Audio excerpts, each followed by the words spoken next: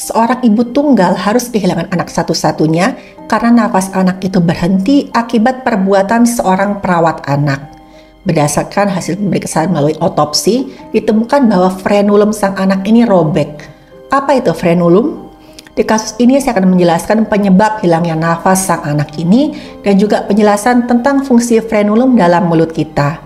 Tapi sebelumnya, saya ingatkan dulu ini adalah kasus yang sangat menyedihkan. Siapkan hati teman-teman sekalian dan selalu saya ingatkan, jadikan video saya ini sebagai pengingat agar kita senantiasa berhati-hati. Mari kita simak kasus ini.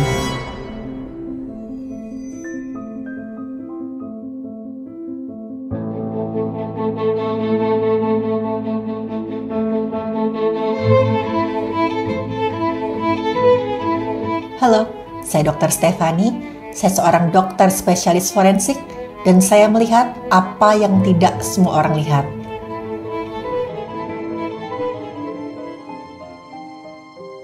Cerita ini berawal dari seorang perempuan yang sebut saja namanya Lia, usianya 25 tahun. Lia ini adalah seorang ibu tunggal yang punya anak berusia 14 bulan, sebut saja nama anaknya ini Nana. Suami Lia ini sudah meninggal dunia waktu Nana berusia 1 tahun karena kecelakaan.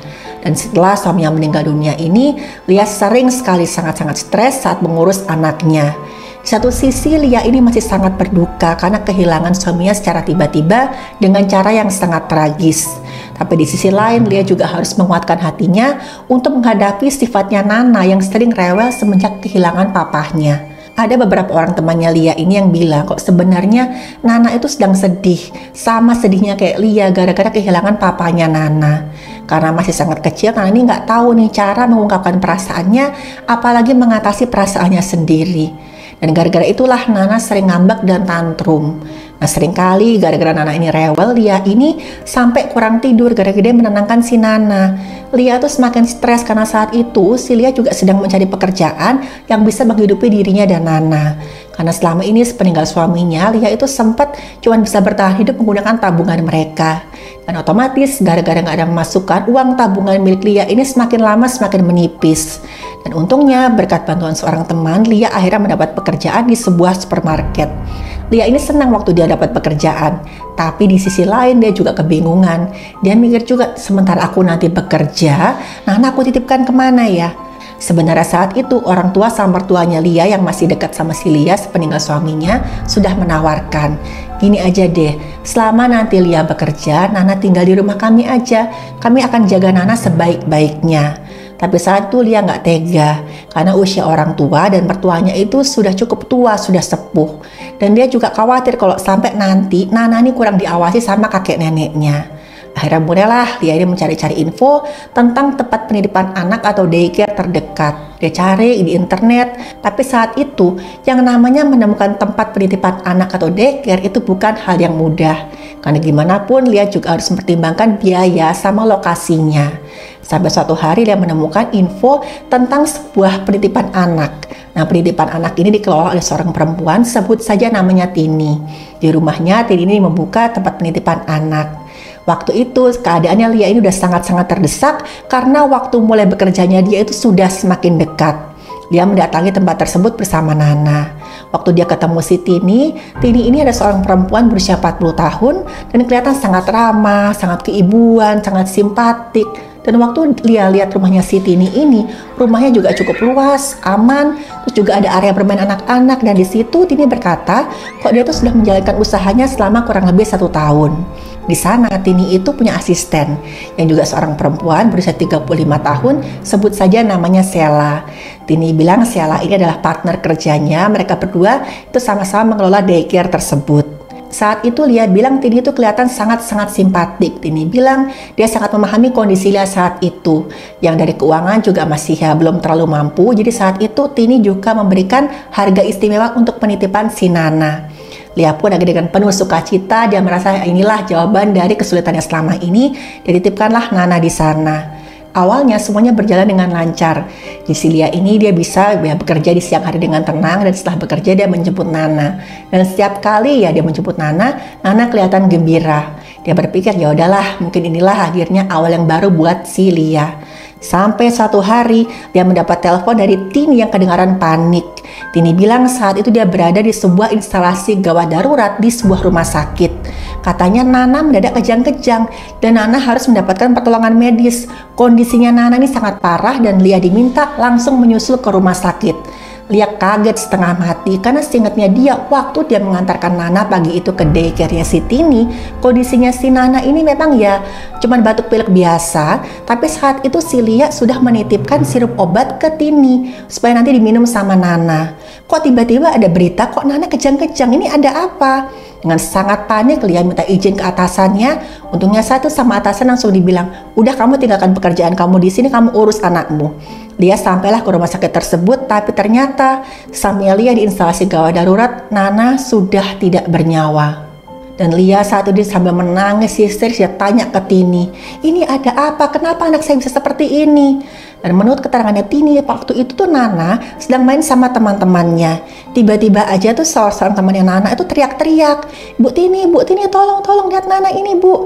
Dan waktu itu Tini ngelihat Nana sedang dalam keadaan posisi berbaring dan badannya kejang-kejang hebat. Dan saat itu saking takutnya Tini dan paniknya Tini, dia sampai nggak sadar. Dan beberapa saat kemudian Nana sudah nggak bernafas. Tini kemudian membawa Nana ke rumah sakit, tapi sampai di rumah sakit dokter berkata Nana sudah meninggal dunia. Karena ini kasus kematian yang nggak wajar, tetaplah jasadnya Nana ini harus diperiksa oleh dokter forensik. Dan hasil pemeriksaan dokter forensik ini menemukan banyak sekali kejanggalan. Waktu diperiksa memang ada tanda mati lemas yang sangat jelas di tubuhnya Nana. Tapi baju yang dikenakan Nana itu juga ada bercak-bercak merah dan berbaunya tuh anyir. Dan celananya Nana itu penuh dengan kotoran dan air seninya si Nana. Bibir dan jaringan di bahu, kuku, tangan, dan kaki Nana itu berwarna kebiruan. Ini menunjukkan Nana sempat mati lemas. Di bagian mulut ada luka memar di balik bibir atas dan bawah. Tapi selain itu, dokter juga menemukan hal mengejutkan lain, yaitu frenulum atau jaringan yang menghubungkan bibir atas dan gusi itu sampai robek. Ini pasti ada kekerasan yang nggak main-main nih, kok bisa sampai robek. Frenulum ini berfungsi sebenarnya untuk menstabilkan bibir dan juga lidah. Frenulum ini terdapat, kalau kita lihat di bawah lidah kan ada kayak jaringan kecil tuh. Di balik bibir atas kita juga yang menghubungkan antara bibir atas sama gusi. Itu namanya frenulum. Fungsinya untuk menstabilkan posisi bibir dan juga posisi lidah. Dokter sempat tanya ke Lia, apa Nana ini punya riwayat epilepsi? Tapi Lia bilang, enggak, Nana sama sekali enggak punya riwayat epilepsi. Karena pada kasus kejang itu seringkali terjadi ada luka-luka di dalam mulut. Antara lain misalkan lidah, bibir atau pipi bagian dalam itu tergigit waktu si penderitanya ini kejang-kejang dan enggak sadar. Kadang juga ditemukan luka pada gusi akibat benturan keras. Karena pada saat seorang ini kejang kan otot-ototnya itu bergerak secara nggak terkendali.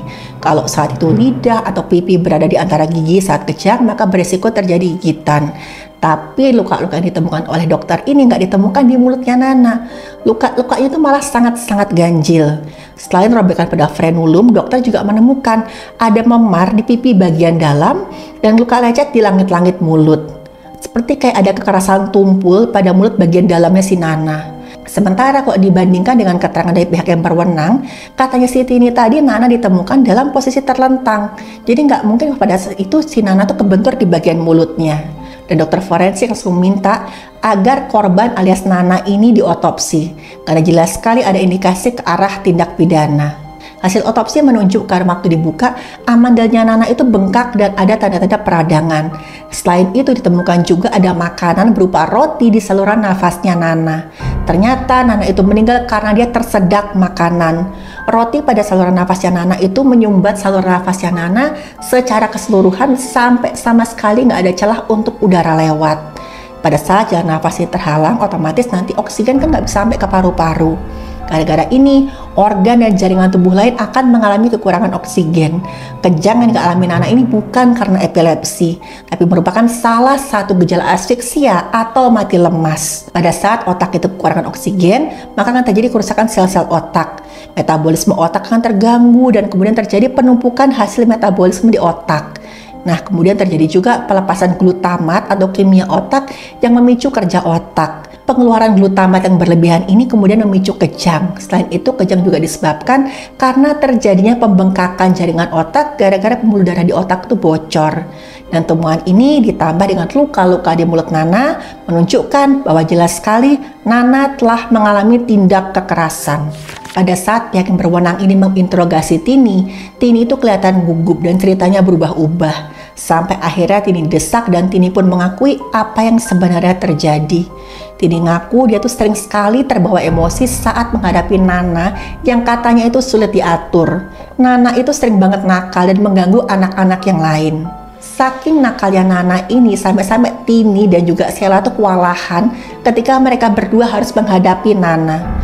Katanya si Tini tuh, saya bener-bener gak habis pikir ada anak senakal dia. Selama ini anak-anak yang saya sama Sheila asuh itu semuanya baik-baik, nurut-nurut. Nana ini terlalu dimanja sama ibunya, jadinya gak terkendali kayak gini. Dan saking kesalnya, kadang-kadang Tini sama Sheila itu sampai hilang sabar dan membentak-bentak Nana. Gara-gara dibentak ini Nana ketakutan karena di rumahnya sama si Lia tadi ibunya, Lia tuh nggak pernah bicara kasar sama Nana. Nana yang kaget, ketakutan akhirnya menurut. Dan selama beberapa hari itu Nana kelihatan seperti anak yang manis. Tapi tadi sifat manisnya Nana itu dia diem, dia nggak tantrum, bahkan ngomong juga dia takut-takut. Itu gara-gara dia ketakutan sama Tini sama Sheila. Dan hari di mana Nana ini kehilangan nyawanya, kata Tini itu Nana kumat nakalnya. Nana rewel, dia sering tantrum dan dia sampai nggak mau makan. Waktu jam makan snack itu kan Nana mau disuapin roti, tapi Nana tuh nolak. Waktu dipaksa untuk disuapin sama Nana malah disemburkan lagi. Nah, Tini sama Sheila tuh sama-sama emosi. Dia ngira saat itu Nana sengaja berbuat nakal. Padahal saat itu sebenarnya Nana tuh menolak makan karena tenggorokannya tuh sakit gara-gara amalannya radang. Dan Tini sama Sheila dititipin sama si Lia tadi, itu bilangnya Nana batuk-batuk, ini sirup obatnya, tolong dikasih setelah Nana makan. Gara-gara itulah mereka kehilangan sabarnya. Tini yang sudah marahnya sampai kubun-ubun, dia ambil roti jatahnya Nana, dia paksakan masuk ke dalam mulutnya Nana, sambil dia ancam si Nana, kalau kamu nggak makan, lihat aja, nanti ibu pukul kamu. Nah, saking kerasnya waktu Tini menjejalkan makanannya tadi ke mulutnya Nana, mulut bagian dalamnya Nana ini sampai luka. Dan ini terus-terusan mengancam Nana sampai akhirnya Nana pun terpaksa menurut. Tini bilang, kalau sampai ya kamu nanti berani muntahin makanan ini lagi, lihat aja ibu pukul kamu. Dan Nana dengan ketakutan itu berusaha menelan makanan tadi dengan susah payah. Dan melihat keadaan Nana saat itu, si Tini ini kemudian meninggalkan Nana untuk mengajak anak-anak yang lain bermain di ruang tengah. Tini bilang, udah ya kita tinggalin si Nana ya, karena Nana nakal. Nana nggak boleh ikut main sama kita hari ini. Beberapa menit kemudian, Sheila ini penasaran ingin melihat keadaannya Nana. Dan waktu dia sampai ke dapur, dia lihat Nana itu sudah kejang-kejang. Sheila teriak-teriak, dia panggil Tini, dan Tini itu pertama nyuruh Sheila untuk menungguin anak-anak yang lain. Dan dia lihat si Nana ini keadaannya sudah hampir nggak sadar. Dia kejang-kejang dan Tini itu cuma bisa diem ngeliatin Nana karena dia panik, dia nggak tahu harus berbuat apa. Akhirnya tubuhnya Nana melemas dan waktu dicek itu Nana sudah nggak nafas. Tini kemudian membawa si Nana ke rumah sakit, tapi ketika sampai di rumah sakit, Nana sudah meninggal dunia. Sebenarnya yang terjadi saat itu adalah si Nana itu merasa ketakutan setengah mati karena dipaksa makan, dia kesakitan, selain mulut bagian dalamnya luka, ditambah lagi diancam sama si Tini. Karena itulah Nana berusaha memakan makanan di mulutnya. Dan saking stres ya, dan saat itu kan Nana menangis saking ketakutannya. Nana tuh tersedak waktu dia mencoba menelan rotinya tadi. Dan karena tersedak tadi, kan rotinya menyumbat saluran nafasnya Nana secara keseluruhan. Nana sampai nggak bisa teriak minta tolong karena saluran nafasnya sudah tersumbat. Nana kehilangan nyawa secara pelan-pelan dan kesakitan di dapur seorang diri. Karena saat itu nggak ada yang sadar karena Nana nggak bisa teriak minta tolong. Dan waktu mendengar ini, Lia sangat-sangat menyesal. Dia sama sekali gak menyangka dia akan kehilangan anaknya dengan cara yang tragis seperti ini. Dan ditambah lagi, hasil penyidikan pihak yang berwenang menemukan kalau Tini sama Sheila ini sama sekali gak punya izin menjalankan usaha penitipan anak. Dan gak ada di antara mereka berdua yang pernah ikut pelatihan menghadapi situasi darurat. Makanya tadi waktu Nana kejang-kejang, si Tini sama Sheila cuma bisa diam ketakutan. Dan pada akhirnya Tini dan Sheila harus mempertanggungjawabkan perbuatan mereka di depan hukum. Dari kasus tadi kita bisa lihat kalau dengan penuh kasih sayang dan tanggung jawab, Lia ini menitipkan anaknya ke Tini. Tapi ternyata kepercayaan Lia dihancurkan oleh Tini dengan cara yang sangat-sangat jahat. Sebagai orang tua, kita harus ekstra hati-hati dalam memilih kepada siapa kita mempercayakan anak kita. Lakukan riset dengan ekstra hati-hati, karena seringkali orang yang berwajah manis itu ternyata adalah serigala berbulu domba. Dan anak-anak kita adalah harta yang tidak ternilai. Memastikan bahwa mereka tumbuh dengan lingkungan yang aman dan penuh kasih sayang adalah tanggung jawab kita semua. Dan stop kekerasan pada anak-anak. Terima kasih sudah menonton video saya. Silahkan like, share, dan subscribe.